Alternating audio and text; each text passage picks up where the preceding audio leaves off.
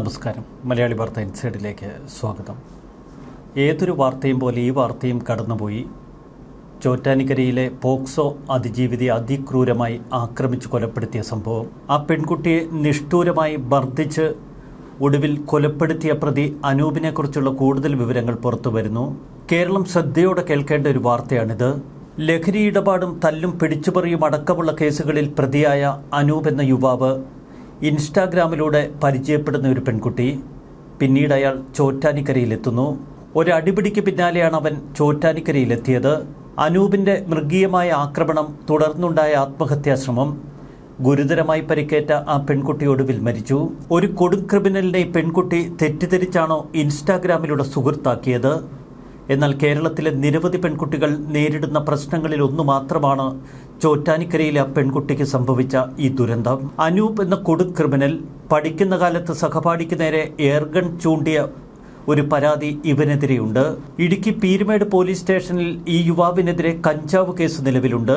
നാട്ടിൽ സ്വന്തമായി കഞ്ചാവ് ഗ്യാങ് ഇയാൾ ഉണ്ടാക്കിയെടുത്തിരിക്കുന്നു. പെൺകുട്ടി ആക്രമിക്കപ്പെടുന്ന ശനിയാഴ്ചയും ഇയാൾ നാട്ടിൽ അടിപിടി ഉണ്ടാക്കിയിരുന്നു. തലയോലപ്പറമ്പിനടുത്ത് മിഠായിക്കുന്നത്ത് വെച്ച് 2 കൗമാരക്കാരിൽ നിന്ന് ഫോൺ തട്ടിപ്പറിച്ച മറ്റൊരു സംഭവം. എന്നാൽ ഇവർ ഫോൺ വിട്ടുകൊടുത്തില്ല. തുടർന്ന് ഇയാൾ ഇവരെ ക്രൂരമായി ആക്രമിച്ചു. പിന്നീട് ഇയാൾ സുഹൃത്തിന്റെ വാഹനത്തിൽ ചോറ്റാനിക്കരയിലുള്ള പെൺകുട്ടിയുടെ വീട്ടിലെത്തി. 2 കൗമാരക്കാരുമായുള്ള ആക്രമണത്തിന് ശേഷം പെൺകുട്ടിയെ ഇയാൾ ഫോണിൽ വിളിച്ചു. പെൺകുട്ടി ഫോൺ എടുക്കാതെ വന്നതോടെ ഇയാൾക്ക് സംശയമേറി. ഇടയ്ക്കിടെ ചോറ്റാനിക്കരയിലെ പെൺകുട്ടിയുടെ വീട്ടിൽ വന്നുപോകുന്ന ഈ യുവാവിനെതിരെ നാട്ടുകാർ ഏകദേശം 20ഓളം പേർ ചേർന്ന് ഒരു പരാതി പോലീസിനും നൽകിയിരുന്നു. ഇക്കഴിഞ്ഞ് ഡിസംബർ 29-ാം തീയതി പെൺകുട്ടിയുടെ വീട്ടിലെത്തിയ പ്രതി റോഡിന് കുറുകെ ബൈക്ക് വെച്ചത് നാട്ടുകാരിൽ ഒരാൾ ചോദ്യം ചെയ്തു. ചോദ്യം ചെയ്ത നാട്ടുകാരനെ അനൂപ് അസഭ്യം പറഞ്ഞു. തുടർന്ന് ഇയാളെ ആക്രമിക്കാൻ ശ്രമിച്ചപ്പോൾ നാട്ടുകാരിൽ ചിലർ ഓടിക്കൂടി. എന്നാൽ നാട്ടുകാരെ ഇയാൾ തെറിവിളിക്കുകയും പുറത്തിറങ്ങിയാൽ ശരിയാക്കി കളയും എന്ന് ഭയപ്പെടുത്തുകയും ചെയ്തു. പെൺകുട്ടി നേരിട്ടത് സമാനതകളില്ലാത്ത ക്രൂരത. ഇത്തരമൊരു ക്രിമിനലിനടുക്കൽ എങ്ങനെ ആ പെൺകുട്ടി സുഹൃത്തായി ചെന്നു? ഇൻസ്റ്റാഗ്രാമിൽ അനൂപ് പങ്കുവച്ച ഒരു ചിത്രം. ആ ചിത്രത്തിന് പെൺകുട്ടി ഒരു ലൈക്ക് അടിക്കുന്നു. പിന്നാലെ വന്ന ഫോളോ റിക്വസ്റ്റ്, അത് ആക്സെപ്റ്റ് ചെയ്തതോടെ ഹായ് മെസ്സേജിലെത്തി. പിന്നെ പരിചയപ്പെടലായി, സൗഹൃദമായി, മെസ്സേജുകളായി. ഒടുവിൽ അതേ ഇൻസ്റ്റാഗ്രാം സൗഹൃദത്തിൽ അവളുടെ ജീവനും പൊലിഞ്ഞു. ഇത്തരം നിരവധി പെൺകുട്ടികൾ നമുക്കിടയിലുണ്ട്. ഇൻസ്റ്റാഗ്രാമിലും മറ്റു സാമൂഹിക മാധ്യമങ്ങളിലുമൊക്കെ സുഹൃത്തുക്കളെ നേടുന്നവർ. അവരെ പലപ്പോഴും കാത്തിരിക്കുന്നത് ഇത്തരം ദുരനുഭവങ്ങളാണ്. തങ്ങൾക്ക് വന്ന ദുരനുഭവം കുടുംബത്തിലുള്ളവർ പോലും അറിയാതെ പലരും സൂക്ഷിക്കുന്നു. പല ചതിക്കണികളിലും വീണുപോയിട്ടുള്ള അനേകർ നമുക്കിടയിലുണ്ട്.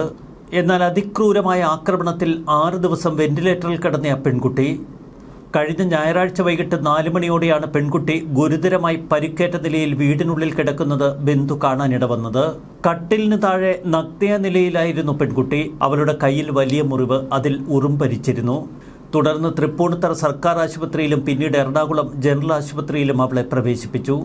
മനസ്സു മരവിപ്പിക്കുന്ന ക്രൂരമായ പീഡനങ്ങളാണ് പെൺകുട്ടി നേരിട്ടത്. അനൂപ് ശനിയാഴ്ച രാത്രി വീട്ടിലെത്തുകയും മാരകമായി അവളെ മർദ്ദിക്കുകയും ചെയ്തു. മറ്റ് ആൺ സുഹൃത്തുക്കളെക്കുറിച്ച് ചോദിച്ചായിരുന്നു ഈ മർദ്ദനം അത്രയും. കയ്യിൽ കിട്ടിയതെല്ലാം ഉപയോഗിച്ച് അവൻ അവളെ ആക്രമിച്ചു. ലൈംഗികമായും അനൂപ് അവളെ ആക്രമിച്ചു. ചുറ്റിക കൊണ്ടിടിച്ചു. സഹികെട്ട പെൺകുട്ടി താൻ മരിക്കാൻ പോവുകയാണെന്ന് പറഞ്ഞു. ചുറ്റിക കൊണ്ട് അവളുടെ ജനനേന്ദ്രിയത്തിന് നേർക്കാണ് അവൻ ആക്രമണം നടത്തിയത്. വേദന സഹിക്കവയ്യാതെ അവൾ ആത്മഹത്യക്കൊരുങ്ങി.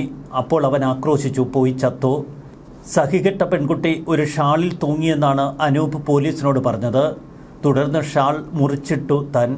നിലത്ത് വീണ പെൺകുട്ടി അലറാൻ തുടങ്ങി. അവളുടെ വായും മൂക്കും താൻ പൊത്തിപ്പിടിച്ചു. പിന്നീട് നോക്കിയപ്പോൾ പെൺകുട്ടി അനക്കമറ്റ് കിടക്കുന്നു. മരിച്ചെന്ന് കരുതി 4 മണിക്കൂറിന് ശേഷം ഇയാൾ വീടിൻ്റെ പിൻവാതിലിലൂടെ ഓടിപ്പോയി. കഴുത്ത്, തല, ശ്വാസകോശം എന്നിവിടങ്ങളിലുണ്ടായ പരിക്കാണ് പെൺകുട്ടിയുടെ മരണകാരണം. നേരത്തെ ഒരു ജവാൻ ഈ പെൺകുട്ടിയെ ദത്തെടുത്ത് വളർത്താൻ ശ്രമിച്ചിരുന്നു. തുടർന്ന് 2021-ൽ ഒരു പോക്സോ കേസിന് ശേഷം പെൺകുട്ടിയോട് നല്ല ജീവിതം ജീവിക്കണമെന്ന് അമ്മ ഉപദേശിച്ചു. പരിചയമില്ലാത്തവരുമായി സൗഹൃദം പാടില്ല, അങ്ങനെയുള്ളവരെ വീട്ടിലേക്ക് ക്ഷണിക്കരുത് എന്നൊക്കെ അമ്മ പറഞ്ഞപ്പോൾ അവൾ അമ്മയോട് കയർത്തു. ഇതിനിടയിലാണ് അനൂപുമായുള്ള സൗഹൃദം. പെൺകുട്ടിയും അമ്മയും മാത്രമായിരുന്നു വീട്ടിൽ. അനൂപ് ക്രമേണ പതിവായി വീട്ടിലെത്താൻ തുടങ്ങി. ഇത് അമ്മയ്ക്ക് ദഹിക്കുമായിരുന്നില്ല. പലവട്ടം മകളെ നേർവഴിക്ക് നയിക്കാൻ അവർ ഉപദേശിച്ചു. എന്നാൽ അമ്മയോട് കയർത്ത് അവൾ സംസാരിച്ചു തുടങ്ങിയതോടെ തൻ്റെ ജീവൻ ഭയന്ന അമ്മ വീട്ടിൽ നിന്ന് മാറി മറ്റൊരു വീട്ടിൽ താമസം ആരംഭിച്ചു. ഒറ്റയ്ക്കായ പെൺകുട്ടിക്ക് കാര്യങ്ങൾ എളുപ്പമായി. തുടർന്നാണ് അനൂപ് പലവട്ടം ആ വീട്ടിൽ കയറിയിറങ്ങിയത്.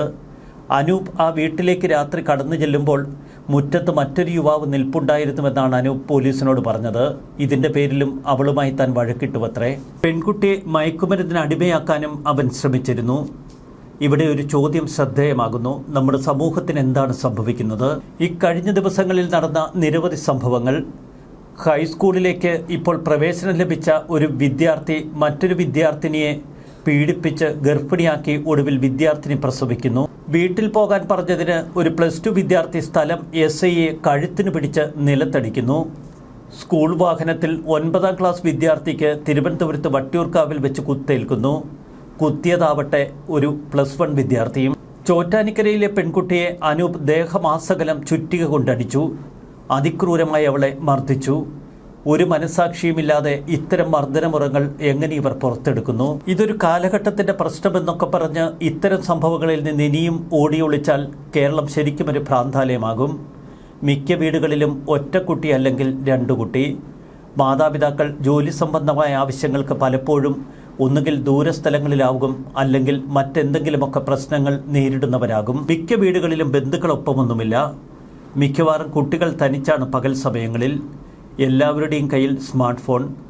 ചാറ്റിങ്ങും മെസ്സേജ് അയപ്പും വീഡിയോ കോളിങ്ങും ഒക്കെയായി സൗഹൃദങ്ങളും പ്രണയങ്ങളും കാമം പൂക്കുന്ന മറ്റു ബന്ധങ്ങളും. ടീനേജിന്റെ പൊതു സ്വഭാവം മാറി വരുന്നു എന്ന് മാതാപിതാക്കൾ മനസ്സിലാക്കണം. പലപ്പോഴും മാതാപിതാക്കൾക്ക് കുട്ടികളെ ചോദ്യം ചെയ്യാനോ നേർവഴിക്ക് നയിക്കാനോ ഇപ്പോൾ കഴിയുന്നില്ല. താമസിച്ച് കയറി വന്നതിന് ചോദിച്ചാൽ ഒരുപക്ഷെ മാതാപിതാക്കളോട് തട്ടിക്കയറും. ഇനി വീണ്ടും ശകാരിക്കാനാണ് ഭാവമെങ്കിൽ മാതാപിതാക്കൾക്ക് നേരെ അവർ പലതും ആക്രോശിക്കും. വീട്ടിൽ നിന്ന് ഇറങ്ങിപ്പോയി എന്ന് വരും. ജീവൻ ഭയന്ന പല മാതാപിതാക്കളും ഇപ്പോൾ +2 തലത്തിലുള്ള മക്കളോട് അധികം സംസാരിക്കാറില്ല. എന്തിനേറെ കേരളത്തിലെ നിരത്തുകളിലൂടെ നമ്മൾ നടന്നു പോകുമ്പോൾ ചിലരുടെ മുഖത്തേക്ക് നോക്കിയാൽ നമുക്ക് പോലും ഭയം തോന്നും. അത്രമാത്രം ക്രൗരഭാവമുള്ള മുഖങ്ങൾ. ലഹരിക്കടിമയാണ് ഒട്ടനവധി യുവാക്കളും പുതിയ തലമുറയുമൊക്കെ. ലഹരിക്കടിമപ്പെട്ടാൽ ഇവരെന്ത് ക്രൂരതയും ചെയ്യും, അത് സ്വന്തം മാതാപിതാക്കളോടടക്കം. എത്രയെത്ര സംഭവങ്ങളാണ് നമുക്ക് മുന്നിൽ തെളിഞ്ഞു വരുന്നത്. കേരളത്തിൻ്റെ ന്യൂജൻ പൊതുസ്വഭാവം മാറി വരുന്നതിൻ്റെ നേർക്കാഴ്ചകളാണിതൊക്കെ. ഇനിയെങ്കിലും ഈ പുതിയ വിദ്യാർത്ഥി സമൂഹത്തെ ഒന്ന് നേരാവണ്ണം നോക്കിയില്ലെങ്കിൽ കേരളം പരിതാപകരമായ അവസ്ഥയിലെത്തും. എല്ലാ സ്മാർട്ട് ഫോണുകളിലും ഇപ്പോൾ നിറയെ അശ്ലീല ചിത്രങ്ങളും വീഡിയോകളുമൊക്കെ ഉണ്ട് എന്ന് മനസ്സിലാക്കുക. ക്രൂരത ചെയ്യാൻ ഒരു മടിയുമില്ലാത്തവരാണ് മിക്കവരും. ന്യൂജൻ വിദ്യാർത്ഥികളിൽ പലരും നല്ല കഴിവുള്ളവരാണ് എന്നൊക്കെ നമ്മൾ വിശേഷിപ്പിക്കാറുണ്ട്. കഴിവ് മറ്റു തലങ്ങളിലേക്ക് തിരിയുമ്പോഴാണ് അത് കൂടുതൽ അപകടകരമാകുന്നത്.